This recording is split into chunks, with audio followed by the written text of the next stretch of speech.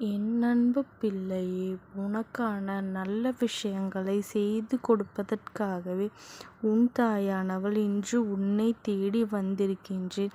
என் அன்பு குழந்தையே, உன்னுடைய துணையின் நடவடிக்கைகள் எல்லாம் கண்டு நீ இப்பொழுது மனவேதனைப்பட்டு கொண்டிருக்கின்றார். அவர்கள் படுகின்ற வேதனையை நினைத்து நீ வருந்தி கொண்டிருக்கின்றார். இதற்கெல்லாம் ஒரு பெண்தான் காரணம் அல்லவா? இந்த பெண் செய்கின்ற விஷயங்கள்தான் உன் வாழ்க்கையில் ஒவ்வொரு பிரச்சனைகளையும் நாள்தோறும் கொடுத்து கொண்டிருக்கின்றது. அதிலிருந்து உன்னால் வெளியில் வர முடியாமல் நீ தவித்து கொண்டிருக்கின்றாய். அம்மா என்று உனக்கு கொடுக்கக்கூடிய வாக்கிலிருந்து நல்ல தீர்வு நிச்சயம் கிடைத்துவிடும் என் செல்லமே. இதை செய்கின்றவர்களுக்கு நிச்சயமாக மிகப்பெரிய தண்டனையும் கிடைக்கும். உன்னோடு இருக்கின்றவர்களுக்கு எல்லாரும் நீ நன்றாக இருக்க வேண்டும் என்று நினைப்பதை விட எப்பொழுதும் சந்தர்ப்பம் கிடைக்கும் உன்னை காயப்படுத்தலாம் என்று எதிர்நோக்கி காத்து கொண்டிருக்கின்றவர்கள் அவர்களுக்கு வேண்டியது எல்லாம் எப்படியும் உன் வாழ்க்கையில் நல்லது எதுவும் நடந்துவிடக்கூடாது என்பதுதான். உன்னுடைய வாழ்க்கையில் நல்லதை மட்டும் நடந்துவிடக்கூடாது என்பதில் இவர்கள் அத்தனை கவனமாக இருந்து கொண்டிருக்கின்றார். அதிலும் உன்னோடு இருந்து கொண்டு இது போன்று செய்கின்றவர்களை எல்லாம் காணும் பொழுது மனவேதனை அதிகமாகத்தானே இருக்கும். உன்னுடைய துணை இப்படிப்பட்ட சூழ்நிலையில் என்ன செய்வது என்று தெரியாமல் தான் அங்கே வேதனைப்பட்டு கொண்டிருக்கின்றார்கள். அவர்களினுடைய வேதனைக்கு இந்த பெண்தான் காரணமாகவும் இருக்கின்றார்கள்.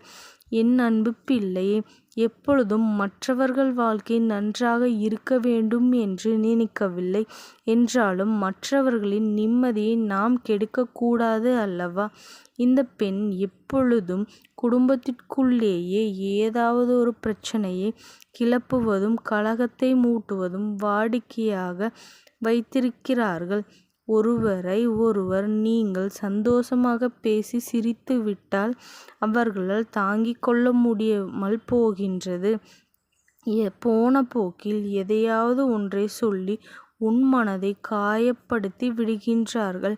இந்த பெண் இதுவரை செய்கின்ற விஷயங்கள் எல்லாம் தவறு என்று தெரிந்தாலும் கூட செய்யக்கூடாது என்று ஒரு நாளும் நினைத்தது கிடையாது. அவர்களுக்கு தேவை தன்னுடைய சந்தோஷம் மட்டும்தான். எப்பொழுதும் தனக்கு வேண்டிய இடத்தில் சந்தோஷமாக இருக்க வேண்டும். அதனால் யார் கஷ்டப்பட்டால் எனக்கென்ன, அது யாராக இருந்தாலும் நமக்கென்ன என்பது போலதான் அந்த பெண்ணினுடைய எண்ணம் இருந்து கொண்டு இருக்கின்றது. இதுநாள் வரையிலும் அவர்களினுடைய எண்ணங்கள் இப்படித்தான் இருக்கின்றது. நீயும் இவர்கள் எல்லாம் திரிந்து விடுவார்கள் என்று நீண்ட நாட்களாக நினைத்து கொண்டுதான் இருக்கின்றாய்.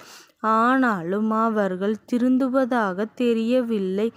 என் அன்பு குழந்தையே, உன்னுடைய குடும்பத்திற்குள் ஏற்படுகின்ற பிரச்சனைகள் உன் துணையின் மனம் வேதனையில் தவித்து கொண்டிருக்கின்றது. எத்தனை காலம்தான் நாமும் இந்த வாழ்க்கையை இப்படி வாழ்ந்து கொண்டிருக்க முடியும்? ஏதேனும் ஒரு கட்டத்தில் இதற்கான முற்றுப்புள்ளி வைத்து விடமாட்டோமா? நமக்கு இந்த பிரச்சனைகள் எல்லாம் தீர்ந்து விடாதா என்று எண்ணி என் பிள்ளை நீ மனதில் தவித்து கொண்டிருக்கின்றாய்.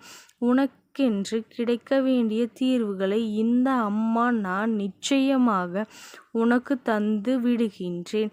இந்த வாழ்க்கையில் நீ பட்ட அவமானங்களும் தோல்விகளும் கஷ்டங்களும் இதற்கெல்லாம் சேர்த்து வைத்துத்தான் உனக்கு நல்ல விடிவு காலத்தை இந்த அம்மா நான் கொடுக்கப் போகின்றேன். என் அன்பு பிள்ளையே, இவர்களினுடைய எண்ணம் என்ன தெரியுமா? இந்த வாழ்க்கையை நீ நல்லபடியாக வாழ்ந்துவிடக்கூடாது. உனக்கு உன் துணையின் இடையில் இருக்கின்ற சந்தோஷம் நீ நிரந்தரமாக இருக்கக்கூடாது. எப்படியாவது இந்த வாழ்க்கையில் உங்களுக்குள் கலகத்தை மூட்டி பிரித்துவிட வேண்டும் என்பதுதான் இவர்களினுடைய முக்கியமான எண்ணமாக இருந்து கொண்டிருக்கின்றது. இந்த பெண்ணினுடைய நடவடிக்கைகளில் இந்த அம்மா நான் கண்டபொழுது இதையெல்லாம் நான் ஒவ்வொன்றாக புரிந்து கொண்டேன். அவர்களின் மனதில் சிறு அளவு கூட ஈவு இரக்கமே என்பது இல்லைதான். பெற்ற பிள்ளைகளின் மீது நல்ல எண்ணங்கள் இல்லாத பொழுது மற்றவர்கள் நன்றாக இருக்க வேண்டும் என்ற எண்ணம் எப்படி இவர்களுக்கு வந்துவிடும்? இனியும் இப்படிப்பட்ட நல்ல விதமாக நினைக்கப் போவது இல்லை, நல்லதை செய்து கொடுக்கப் போவது இல்லை என்று. என் தங்கமே, இந்த அம்மா சொல்கின்ற வாக்கானது எல்லாருக்கும் பொருந்தாது. யார் ஒருவர் தன் வாழ்க்கை துணையோடு வாழ முடியாமல் குடும்பத்தில் இருக்கின்ற இந்த பெண் நாள்தோறும் பிரச்சனைகளை கண்டு அடிக்கடி நிம்மதி இல்லாமல் வாழ்ந்து கொண்டிருக்கின்றார்களோ அவர்களுக்கு மட்டும் பொருந்தும். இன்னும் எத்தனையோ பேர் இருக்கின்றார்கள். தன்னுடைய பிள்ளைகள் எல்லாம் தன்னுடைய சுமையோடு சந்தோஷமாக வாழ வேண்டும், அவர்கள் மன நிம்மதியோடு வாழ வேண்டும் என்று நினைப்பதற்காகவே சில விஷயங்களை விட்டு கொடுப்பதாக இருக்கின்றார்கள். ஆனால் உன் வாழ்க்கையில் அதுவெல்லாம் விதிவிலக்காக இருக்கின்றது. சிலர் எப்பேற்பட்ட இவர்களை வாழவிடக்கூடாது என்பதில் குறியாக இருக்கின்றார்கள். அவர்களுக்கு தேவை என்னவென்றால் அவர்கள் எப்பொழுதும் போல சுதந்திரமாக இருக்க வேண்டும். அவர்களினுடைய இல்லத்தில் இன்னொருவரினுடைய நடமாட்டம் சுதந்திரமாக மகிழ்ச்சியாக இருக்கின்றது என்பதை அவர்களால் ஏற்றுக்கொள்ள முடியவில்லை. தான் மட்டும் மனநிறைவோடு இருக்க வேண்டும், தான் மட்டும் சந்தோஷமாக இருக்க வேண்டும், தன்னுடைய பிள்ளைகள் என்னால் தன்னை மட்டுமே அண்டியிருக்க வேண்டும் என்பதுதான் இவர்களினுடைய ஒரே நோக்கமாக இருக்கின்றது. ஆனால் இவர்கள் செய்கின்ற இந்த விஷயங்களினால் இந்த விஷயங்கள் எல்லாமே யார் மனதை பாதிக்கின்றதோ இல்லையோ அவர்கள் ஒரு நல்ல பாடத்தை கற்று கொண்டிருக்கின்றார்கள். அது என்ன தெரியுமா? இனி வரும் காலத்தில் நாமும் இது போன்ற ஒரு பதவியை அடையும் பொழுது நிச்சயமாக இது போன்ற எந்த ஒரு கஷ்டத்தையும் நம்முடைய குழந்தைகளுக்கு அவர்களினுடைய வாழ்க்கை துணைக்கும் ஒரு நாளும் கொடுத்துவிடக்கூடாது என்பதிலே தெளிவாக இருக்கின்றார்கள்.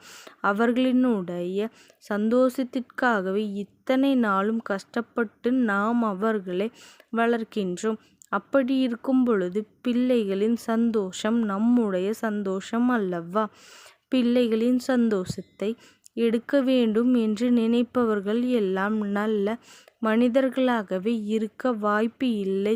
அவர்களுக்குள் நல்ல எண்ணங்கள் இருக்கவும் வாய்ப்பு இல்லை. இவர்கள் எல்லாம் தெய்வங்களை வணங்குவதால் எந்த ஒரு பலனும் இல்லை. இப்பொழுது இருக்கின்ற சூழ்நிலையில் எத்தனையோ பேர் பெற்றோர்களை எல்லாம் தவிக்க விட்டுவிட்டு சென்று விடுகின்றார்கள். ஆனால் அதே பெற்றோர்கள் தங்களினுடைய குழந்தைகளை எந்த இடத்தில் வைத்து பார்க்கின்றார்கள் என்பதையும் சிறு துளியாவது அவர்கள் நிச்சயமாக நின்று கவனிக்க வேண்டும் அல்லவா? என் தங்கப்பிள்ளையே, என் பிள்ளை ஒரு நாளும் இப்படி ஒரு தவறினை செய்துவிடக்கூடாது. என் தங்கப்பிள்ளையே, நீ எதை நினைத்தும் கவலைப்படாதே. இந்த தாயானவளினுடைய அன்பும் ஆசீர்வாதமும் உனக்கு என்றென்றைக்கும் முழுமையாக கிடைத்து கொண்டே இருக்கும். ஓம் சக்தி போற்றி, ஓம் ஆதிபராசக்தி போற்றி போற்றி.